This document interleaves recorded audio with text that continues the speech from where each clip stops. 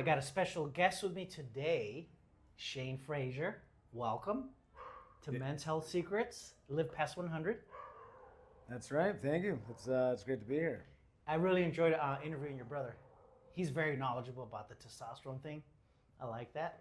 Yeah, I was there. You guys were like supernaturals. You guys were flowing. Like Yeah. you've done it like I'm 1,000 times before. Let's do a part 2. Let's pick your brain and talk about men's health. You told me that you're not quite 40 yet, which is okay. You have a head start. Right. How old are you? 38. You're young. It's all relative, yeah. The reason I say that that you're young is because there's a lot of just breakthrough science. It's almost like scary. It's like not scary in a good way that we live in the future. Have you heard just off the top of your head like any breakthrough sciences? Like just off the top of your head, like bam, this is awesome. Bam, this is awesome. That didn't even exist 10 years ago even. Breakthrough science in the field of like health or just Health and wellness, just for like specific focus. It could be health, it could be specific focus for men. But have you heard like anything? I mean, breakthroughs specifically for health. I mean, I've heard of like a number of people who are working on the different technologies and supplements or whatever to apparently like live forever. And I don't have like a very like deep understanding of exactly Yes. how that works. What comes to mind? Look up this guy, super interesting guy. His name's Brian Johnson. Yeah. And he's one of those guys that, matter of fact, he has a summit coming up in Miami. I think it's in March. The only reason I know is because I see the Facebook ads. And he says it's called the Don't Die Summit, and he's going to talk. But this guy takes it to another level. He has a whole team of researchers. They tell him what to eat. Mainly it's vegan, vegetables and stuff like that. Okay. He takes a lot of pills, and he's always monitoring his blood. And biologically, this is very cool. He has a different age. The guy's almost 40. Yeah. But biologically, with all the testing and stuff, with the blood work and the plasma and all that, he's like 18 or 19 years old. Oh wow. Okay. Brian Johnson. So he's a very interesting person to know and to follow. So I think at the time of this recording, it's 2025, but science moves really fast. Yeah. And one of the motivations for the podcast was, hey, let's give people advice. We're not doctors, and I'm not pretending to be one. This is just things that you do yourself, like little tips, little tricks, little hacks, things that and then you combine all that knowledge and you try to live as long as possible, with all the technology that we have now. Yeah. Well, on that thought, on the thought of like technology, that reminded me of one particular technology that I like to use once in a while. Okay. It's a little, how shall I say, underground. I mean, it's a bit of a biohacking, maybe. I don't know. I don't know what kind of label that you'd like to put on it, but it's a ancient technology. Okay. Not everyone knows about it. It's I'm all ears, man. You got me. You got my attention. Yeah, it's just a way of like optimizing health, like really dramatically lessening your chances of diabetes, cancer, living longer, and also just being a lot more like healthy and vibrant. Yeah. And in a nutshell, it's not eating, fasting. It's fasting. Dude, you just cracked open like a freaking treasure chest here. I have a friend. Hopefully you'll get to meet him either in person, because he's here in Colombia. He just told me maybe 3 or 4 days ago he came off of a 10-day dry fast. Damn. So he is like next level, and I was concerned about him. I was like, dude, no water and no food. He's like, yep, read up on it. Wow. And I told him, hey, I've always been told that maximum 3 days you can't go without water. Right. Well, he just shattered that, and I want to interview him because he has a very cool experience. Right. But tell me more about this not dry fast, but tell me more about this not eating. because there's a lot to unpack there. I really want to go deep on this. Tell me more about that. Yeah. So now, I mean, I can't say I'm like a super expert. But No one is. No one claims to be. Yeah. Let's say one level of super expert. I don't know. Yeah. Just off your own experience. You are an expert off of your own experience because it's yours. Right. So speak on that off of your own experience and what you know, or you heard, or your friends, or whatever. Yeah. In my personal experience, now although I've never done a dry fast, I've done a water fast like a number of times. I've done a 5-day fast a few times. That's right. You recently told me that. That's right. Yeah. Most recently, I finished a 6-day fast. Oh, now that's this awesome. is You're my hero. You're my new hero for the month. Yeah. I love it. But where to start? I mean, starting with like a little bit of like the science. So there's a fancy word called autophagy. I heard of that. Please, you're speaking my language, baby. Keep telling me what autophagy is. Well, you could think of it as there's a somewhat famous doctor in the fasting world named Jason Fung. He has a book out. In his book, he made a really good analogy. Okay. So imagine, let's say you want something to eat. So then, let's say you live in a 2 or 3 story house. There's like ground level, and there's also the basement. Okay. So you have a fridge that's in the standard level. You go there to get some food. Let's say there's no food in that fridge. Then you'll exert the extra effort to go downstairs, open up the cellar, go downstairs, fight through the cobwebs. Okay. To get to the other fridge, which is in the basement. And so this is a good analogy of your body. So let's say, I love that. You know, if your fridge on the first level is kind of like food in your stomach. Okay. You know, your body is taking the path of least resistance. Right. So, your body's lazy. It wants to conserve energy. You know. Yeah, stuff like that. So if there's food that's available in that fridge, you know, your body is going to take from that first. Okay. But let's say there's nothing that's available in that fridge that's on like the ground level, then you'll go down to the basement, and that's getting into your fat reserves.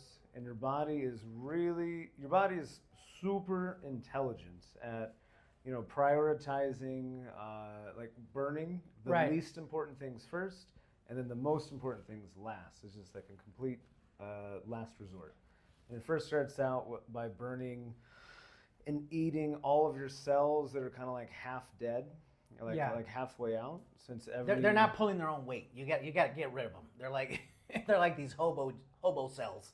They're not doing very much, right? They're like half dead, you know, kind of, or they have a function. Maybe you could say they're kind of like the guy that stopped paying rent, and I just got hasn't you. moved out. Yeah, I got you. Okay. And yeah, so I forget what the number is, but they say that you have like a brand new body. I think every 7 years or something. That's because awesome. your cells are like dying, and then like then it's like other than being reborn. Yeah. So in that's dying off process, once again, your body's starting out by eating those cells that are halfway dead, and then after that, it starts by eating your fat. And some people say, oh, you know, I don't want to do fasting because I'm gonna lose muscle. I don't believe that's the case. I think maybe you might lose, for example, like a little bit of temporary muscle mass, but for example, muscle cells have memory. So it's like you go to the gym. I've heard of that. That's super interesting. Muscle memory. Is that kind of the same thing or something else?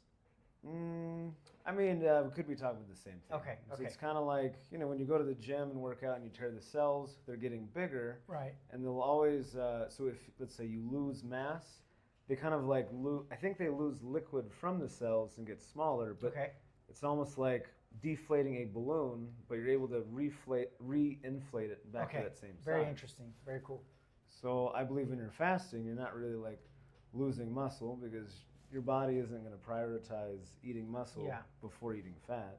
Plus, you're giving your giving your body a break because every time you eat food, you're making it work and go through the whole process from scratch. The breakdown of the food and then converting it, and then like you get the benefit of the payoff, the energy. For like say you eat an apple, where you have to make your body work, right? To get the benefit of that energy. And when you don't eat for a day or 2 or 3 or whatever, you're giving your whole body a break, and it's like, oh my God, there's no food. Now it's time to do like the cleanup. Exactly. But if we never give it a chance, like a break, it's constantly working, and never has a chance to do the cleanup or the purge or whatever you want to call it. And I think that's where disease comes from. A lot of inflammation and a lot of these weird things is because of the food. At least in the West, there's a lot of processed food, and hopefully that's about to change. Now that we got a new sheriff in town, you know what I'm saying? That's a really good point. Yeah, because you really want to give your body a chance to rest. Because I make the analogy. It's kind of like if you were the owner of a cookie factory. Every once in a while, I mean, if you're serious about maintaining like the best cookie factory possible, every once in a while you're gonna close down the place, you know, stop operations to clean the machines, oil things. Right. Like a tune-up. You need a tune-up. Exactly. Your body's no different, man. You need a tune-up. Yeah. And then the topic of giving your body a rest, it definitely makes your body more insulin sensitive, because every time you eat something, even if it's something just like a grape, every time you eat something, whatever it is, your body's going to be releasing insulin. I believe your pancreas releases the insulin to get rid of those sugar invaders in your body. Because if I'm not mistaken, I read this a long time ago, an adult recommended daily intake for sugar is only 25 grams of sugar per day. That's very little. Whoa. Very little. I don't know if you knew that. You probably get more than that if you just sniff a candy bar. And I just had about 2 Coca-Colas, 16 ounces, so that's probably, I don't know, 75 grams of sugar. So you know, be very mindful of that. And so no more than 25 grams, but just want to let you know that. Yeah, the way that humans are wired, we're programmed.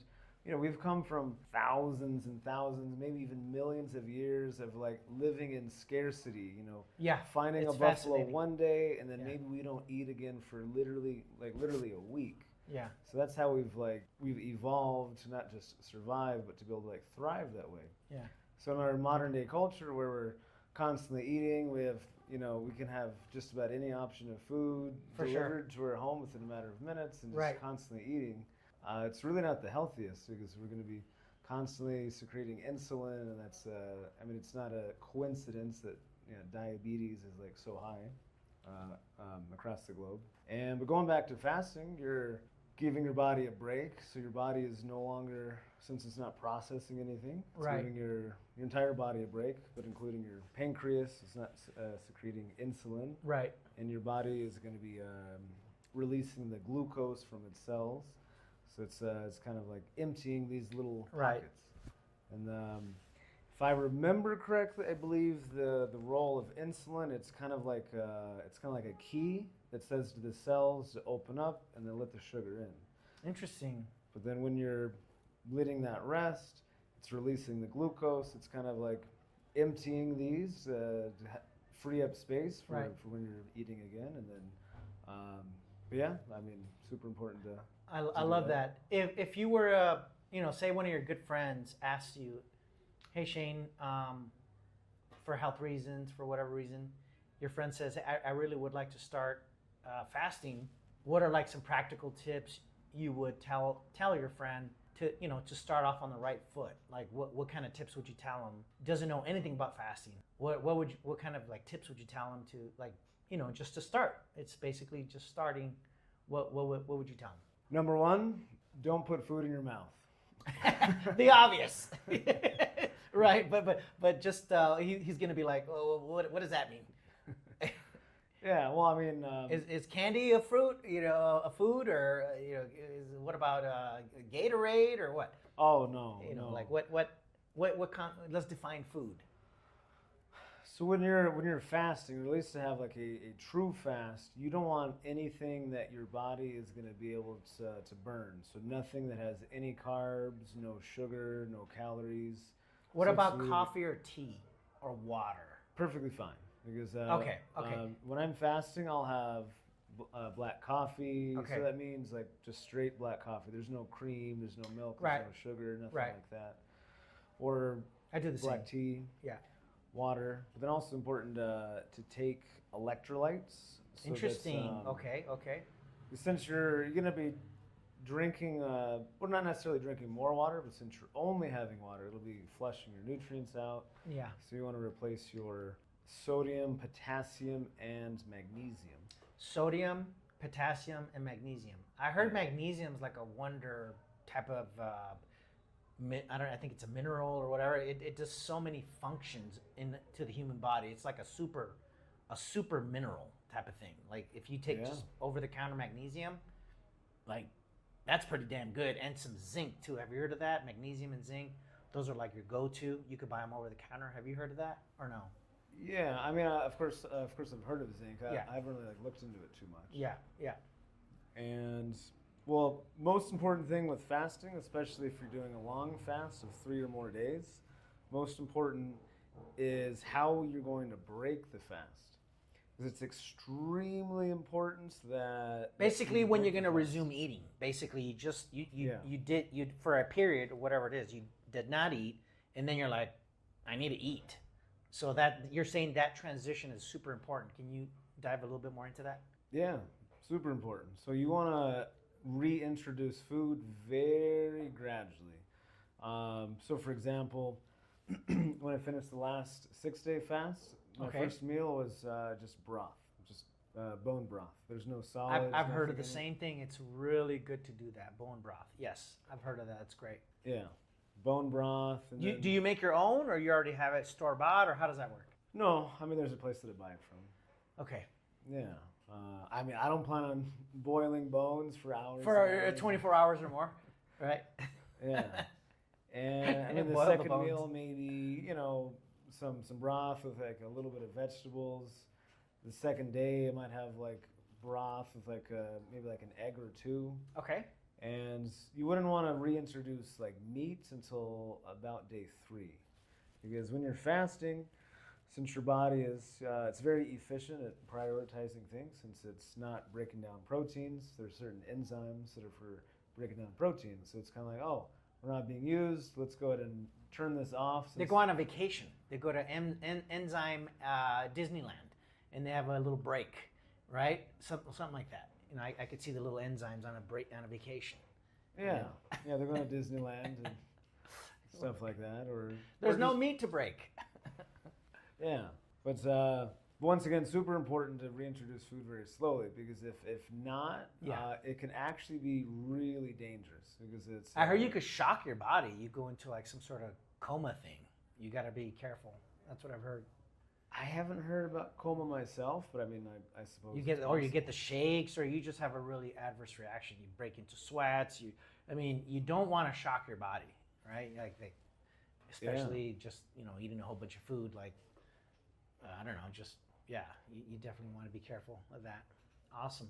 Yeah, at the very least, it'll be very painful. You'll feel like you want to die. Yeah. Have you experienced that out of sheer ignorance? You were on a fast, and then you just ate a whole bunch of food, and then you like shocked your body and you freaked out? Have you done that? Me personally, no, because I know better than that. But I do have a friend that did a long fast of 3 or more days, and then I think his first meal was a hamburger and fries. And oh my God. He wanted to die afterwards. He shocked his body with a hamburger and fry after not eating food for 3 days. Worst thing you could do. I wish I could have that on video, just to see what the hell. Yeah. Yeah. You don't want to do that. That is so cool. Yeah. So, just hearing you talk about the importance of fasting, it's basically because we live in a modern era. We don't live 1,000 years ago or 2,000 or 3,000 years ago or whatever. It's very important, like for longevity. If you want to optimize your health, if you want to, feel energized, you have to be intentional to not eat. And sometimes I feel like I'm addicted to food because I love to eat. Have you heard of people say that? Oh, I love to eat. Right. I love to eat. And then they'll talk about their favorite food. I'm that guy. Right? Okay. So I think for me, just as a practical kind of a thing, Just like if you were to ask me, hey, you told me you have a doctor's appointment next week. Are you still going to go to the eye doctor or whatever for your checkup? You almost have to kind of have that same mindset, I think. Have an appointment with yourself, and instead of going to the doctor, you have an appointment with yourself to not eat and actually be intentional and write it down as if you were going to go to the doctor. But instead of going to the doctor, you have an appointment with yourself and you're not eating for whatever it is, 12 hours, a day, 36 hours, 2 days. And you do this, maybe once a month. I don't know, once a quarter. I think that's super important just to get into the habit. Getting into the habit of like, okay, this is the new you. Yeah. And you won't, I don't think you'll immediately notice the benefits, but you add 10, 15, 20 years, you will notice the benefits. I think because they compound. They compound. So for men that are 40 or above or almost 40, this is something that a person could easily put into their back pocket and be like, hey, I'm not going to eat for 2 days. And that's it. And just like it's part of your life. And I think it's super smart to do that. I think they even have apps to track when you start your fast, when you stop your fast, what to eat after you break your fast. There's a lot of tools out there to help you. Yeah, that's very cool. Very cool stuff. What are you personally working on? I'm curious to know. Just a different topic here.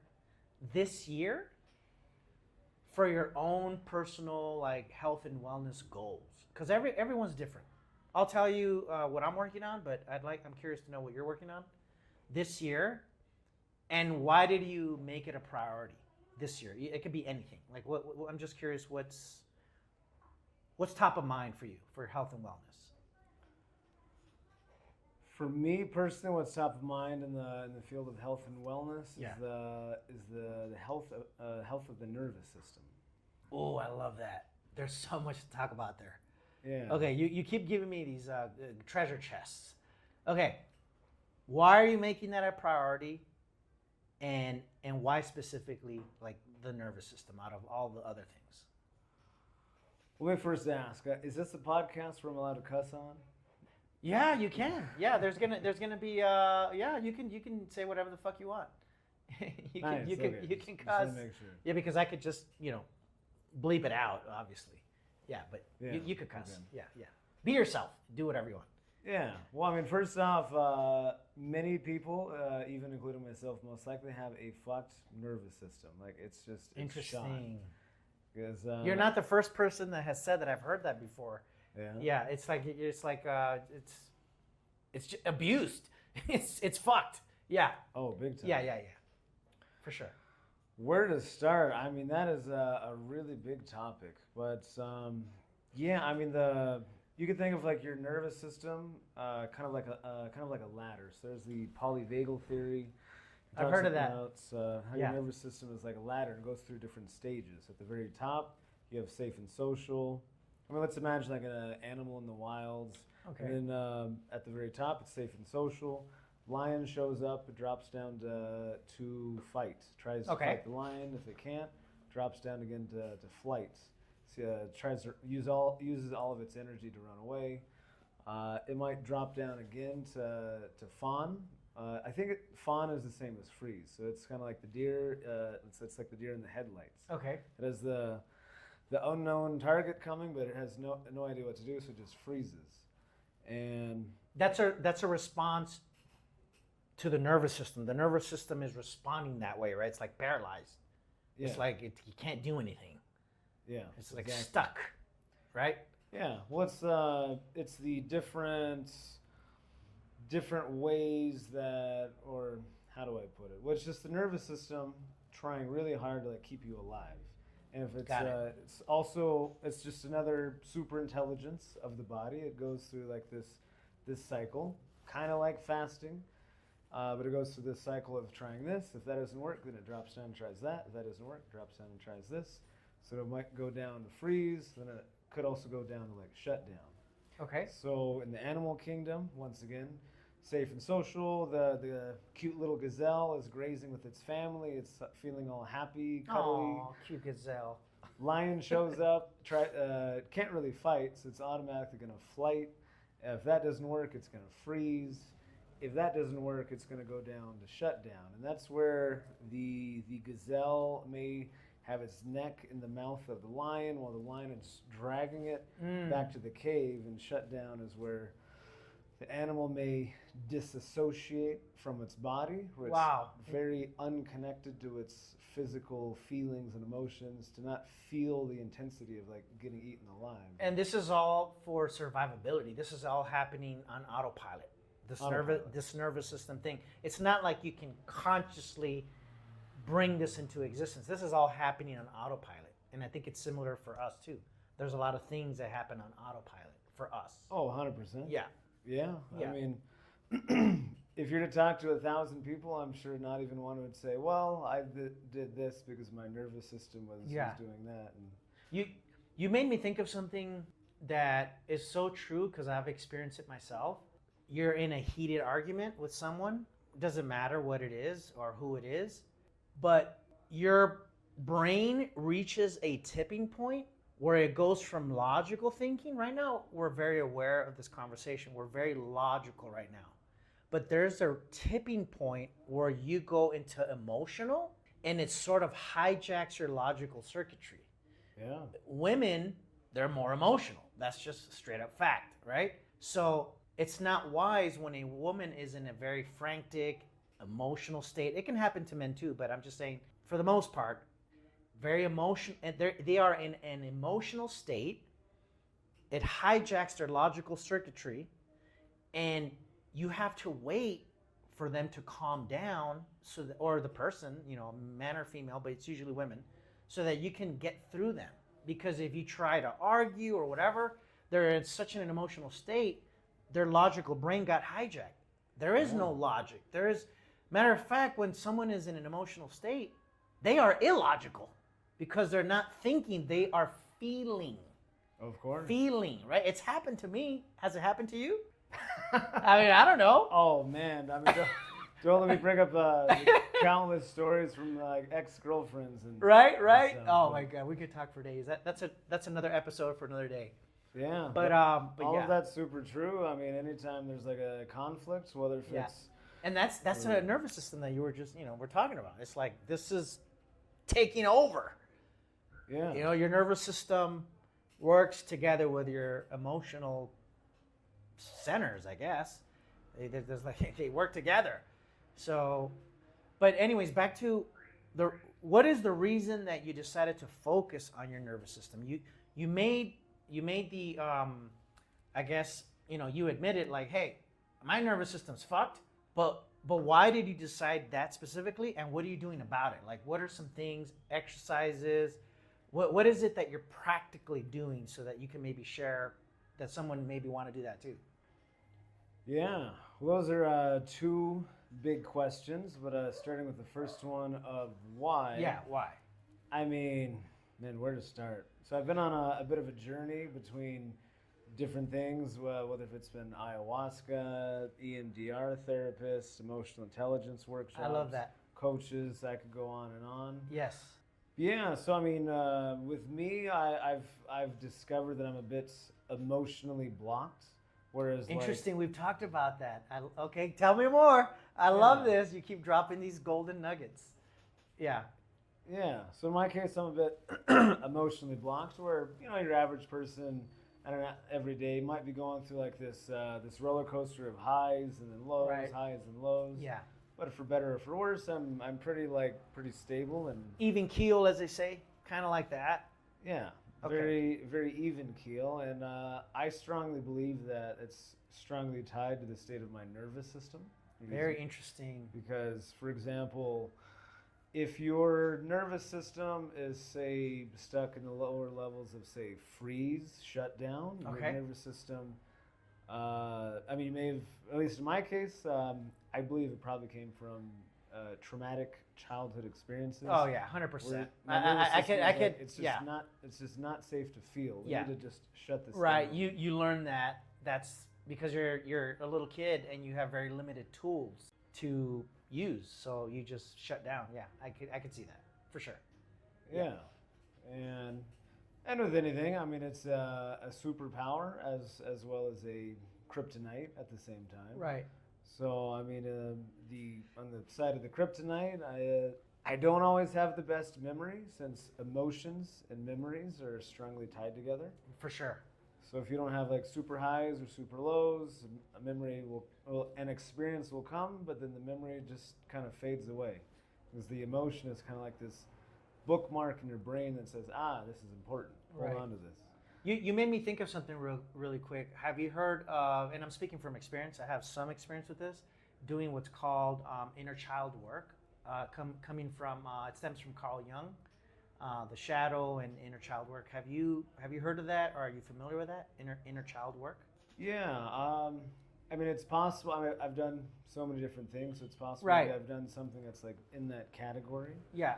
I don't know if I've done like a super large amount of that. Maybe this term sounds familiar to you. Reparenting. Have you heard of that?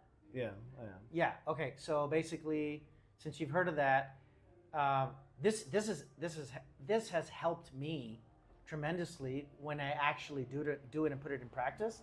And it's basically, you go into this, like, you close your eyes, you go into like this meditative state, and you teleport yourself to when you were, I don't know, anywhere between 8, 9, maybe to like 14, 16 years old, somewhere in there. Those years are very critical to your development as an adult. And if you still carry all those unresolved things, which I'm still unpacking, I'm still resolving, I'm still healing, but you have to be intentional and go back to your younger version of yourself. So I call him Little Freddy. That's my inner child. Right around when maybe I was 15 or 16 years old. And I have a conversation as an adult, this is the reparenting part, to Little Freddy. He's 16 years old. And I know it sounds weird and bizarre and kind of crazy, but I'm telling you, don't knock it until you try it. I've done maybe 10 of these sessions, and I feel like this weight, like this burden lifts off, because you can't relive that. So you have to tap in to like this imagination exercise and talk to yourself and recreate those bad memories and stitch new ones, sort of like grafting in new skin. You know, like these burn patients, they graft in new skin so that it can grow, right, your badly burned area. So you're kind of doing the same thing. You're grafting in a new memory or reparenting. And if you talk it out, you're going to feel lighter. And I think that probably helps with the kind of resetting of the nervous system. I just had that thought. Maybe, you should like maybe look into it a little bit more and see if it works. But when I did these exercises, it worked for me. Well, now that you mention that, I know that I have done similar exercises in my personal experience. I didn't feel that I personally got a whole lot of benefit out of it. Okay. Like, when I was working with an EMDR therapist, she had me visualize going back to when I was 5, and she was like, all right, do you see your 5-year-old self sitting there? All right, look into his eyes. Like, what do you feel, Shane? I'm like... At 5, you probably sleepy or hungry? I'm like, nothing. I see myself sitting there, but I don't feel anything. Like, oh my God. That's why we're here, doctor. Like, Jesus. That's cool. But my theory on that is, for stuff like that, that's good if someone is very emotionally connected and has strong emotions, because I believe that the emotions, or more specifically, the hormones their bodies are releasing with the emotions, is kind of like the fuel that's driving the car to the destination that you're wanting. But for someone who's emotionally blocked, it's kind of like trying to start that same car, but then just click, click, click. Right. There's just nothing, and it doesn't go anywhere. Right. That's very cool.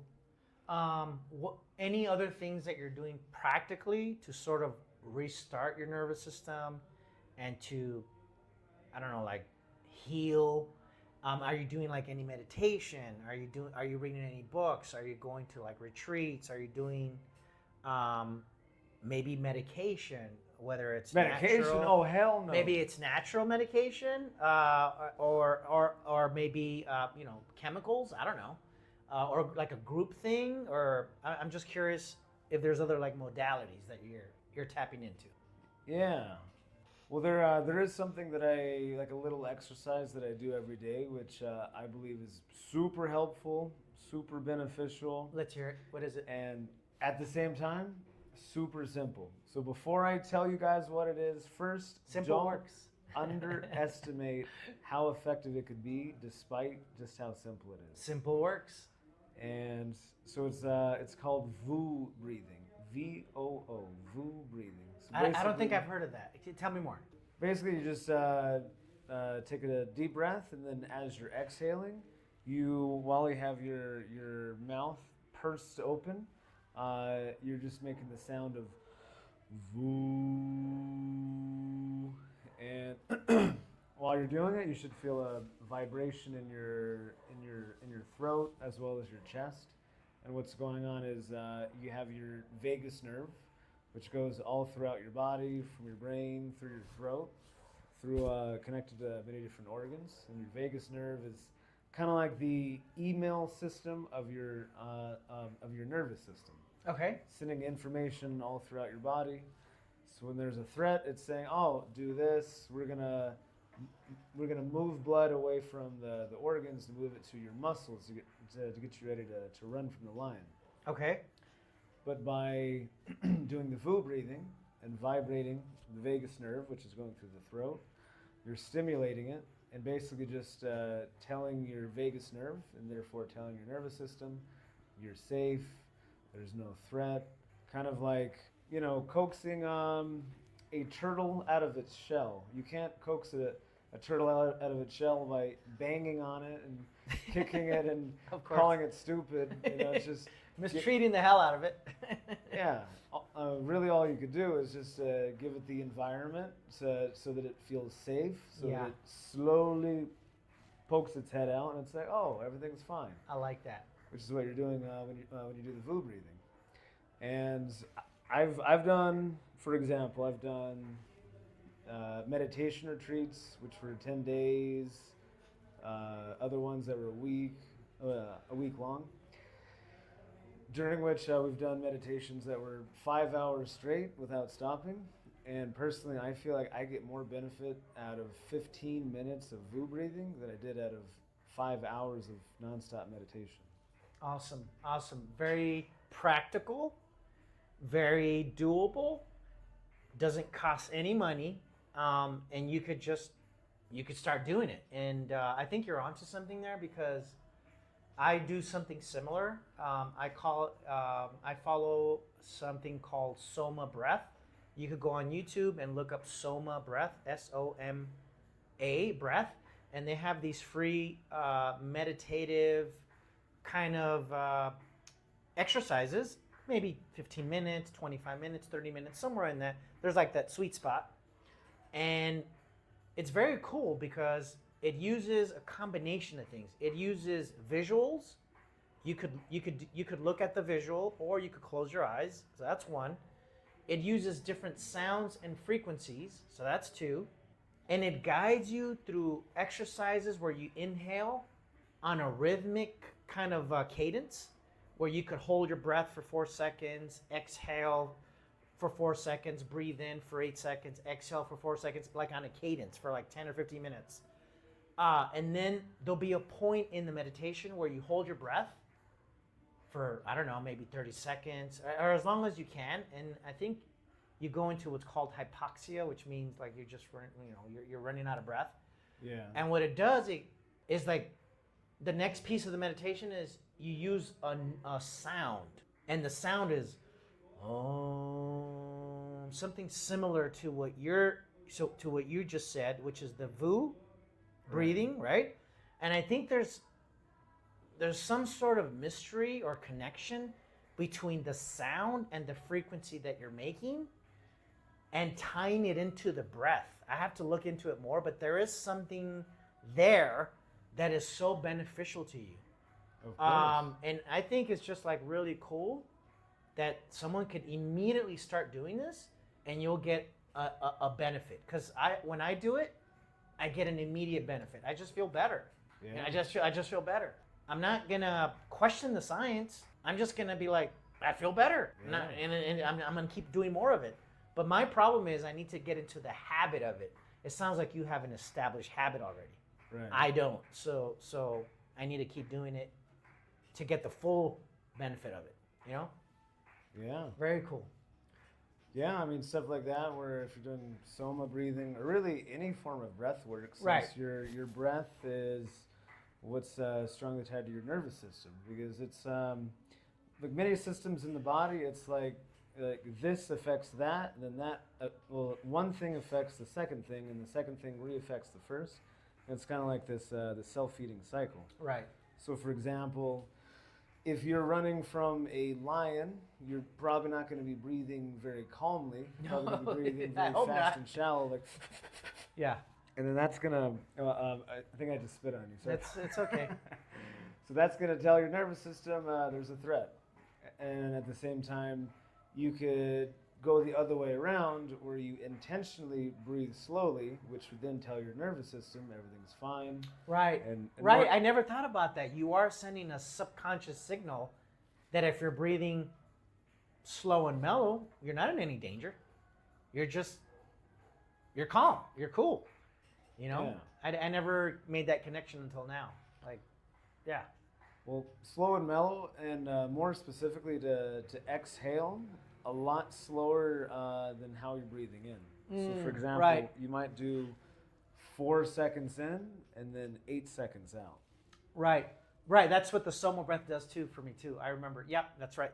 Yep. You breathe in 4 seconds and then you exhale 8 seconds. Correct? Yeah. Yeah. Yeah. And I don't know what the science is. That difference is, like you said, it's signaling to your nervous system that we're in a cool environment. There's no threat here. Right. There's no there's no line. It's like you're breathing in 4 seconds and you're breathing out 8 seconds. It's just like, hey, everything's calm. Yeah, exactly. And there's Mr. Kitty He's Cat. making his debut. It's one of those insects that has camouflage that looks like a little leaf from a tree. Oh. He picked up on that. Well, I imagine that bug is in a state of flight in his nervous system. Beautiful segue. Bravo. Bravo. I love it. And the nervous system of the cat is activated to the point where he dropped a book. I love it. I love it. That's cool. So is this nervous system reset, for lack of a better word, a primary focus for the whole year for you? Is it a quarter? Is it until something else comes along? Or what's your thought process behind your health and wellness focus? For the rest of my life. I mean, it's the kind of thing where, well, I mean, for example, like in our modern day culture, we've really been conditioned to just wanting instant gratification, and if it doesn't work, we should just move on to something else. For sure. I'm guilty of that. Like, I'm impatient as hell. I want success now, damn it. I mean, me too. But I mean, with certain things like the nervous system, this may be a lifelong journey of kind of like, you know, there's a mountain and it's just chipping away at it one little chisel piece at a time. Right. That's a good way to look at it. Yeah. Yeah. Because with many things, it's not like, you know, you do this one thing and then boom, everything's different. Right. Right. And before we go into that, I mean, you made me think of something else. You were talking about how you were exhaling, and Right. it's like because there's a certain type of, I mean, different types of meditation. For sure, there's so there's many. one Yeah, that's, yeah. like Om. Right. Om. Yeah, something like that. Something similar. Yeah. It sounds very similar to that. Yeah. Yeah, that's right. Yeah, and I mean that's been practiced for I imagine thousands of Right. years. And Yeah. what I imagine is going on is by doing that, it's creating a specific frequency. Right, a tonal frequency, a very specific one. Yeah. Yes. Yeah. Yes. And different materials, what's the word? Not vibrate or resonate. Different certain materials resonate with certain frequencies. Like for example, I don't know if you've ever been walking down the road when like a car goes by with a certain muffler, and then it might feel like your phone is ringing, but really it's just the frequency of the muffler is making your phone vibrate because it's resonating with that material. Right. Whereas like Om is creating a specific frequency, which is resonating with the materials of your vagus nerve. Right. Kind of like, if you want to make a certain frequency with an instrument, you're going to move your lips different and position your fingers differently to create a specific frequency. Right. And that frequency is telling your vagus nerve that, it's safe, you're fine. Right. And to meet Buddha, Jesus, and Hare Krishna. I love that. Yeah. That's great. I think we're gonna wrap things up. Is there anywhere people can follow you? If they want to get in contact with you, they want to connect with you. Where should people go so they could know more about you, Mr. Shane Frazier? Yeah, you can just go to ShaneFrazier.com. I love it. ShaneFrazier.com. And awesome. As of right now, that's just pointed to my Facebook. Maybe that'll, at some point that'll be pointed to an actual website. Yeah. And if you message me through Facebook, please actually write something instead of just a Facebook request. Right. I always, I'm glad you mentioned that. I always do that. I always, whenever I send a friend request, I never do that. It's basically I send the friend request, Facebook, right? And then I write them a message and let them know why I reached out to begin with. It's like, hey, we have a mutual friend, or I really love this talk that you did on so-and-so's podcast. Give a little context, give a little background, and there's a higher likelihood that they'll accept your friend request. Every time I've done that, it's a little tip for people that don't know this. 99% of the time, they'll accept your friend request because it's like, oh, you gave me a little context there, a little background. Yeah, of course I'll accept your friend request. No problem. What's up, man? But if it's a blanket friend request, and don't be lazy. In other words, put in a little work. Yeah. It's a great little tip for people who may not know to do that. Yeah. Exactly. Great. All right. Awesome. Thanks, man. Of course. Yeah. Thank you for the podcast. That's all we got. Yeah. Great. It's been a pleasure. Awesome.